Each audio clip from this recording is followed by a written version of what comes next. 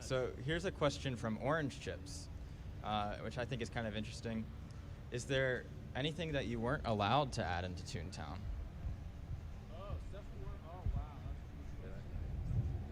Not allowed? That's a good question. Stuff. What weren't we allowed to add into Toontown? Wow. So there's a few answers to that question.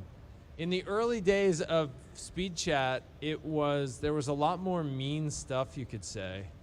For a long time, you could say, "You're an idiot." That was there a long time. And eventually people came to us and said, "You know, that's really pretty mean." And we were like, "Yeah, that is pretty mean." And there was pressure to take out everything mean that you could say. The Toontown, the Disney business people, they wanted all mean things taken out of the game. But we fought hard and we said, no, you got to keep "you stink" in the game. That's got to stay. You got to be able to say something mean in Toontown. And so we got to keep that. But those other things were, those all came out. What else wasn't allowed? Oh, the original versions of the cogs, that wasn't allowed either. Originally, the cogs weren't robots, as weird as that sounds. They were just normal executives. And believe it or not, the Disney executives didn't like that. They didn't like the idea that a bunch of executives were the enemies in the company. And we got a nasty letter from Roy Disney Jr., who was really unhappy about this, given that his dad was the original Disney businessman. Roy Disney Sr. was like the CEO of the Walt Disney Company for years and years.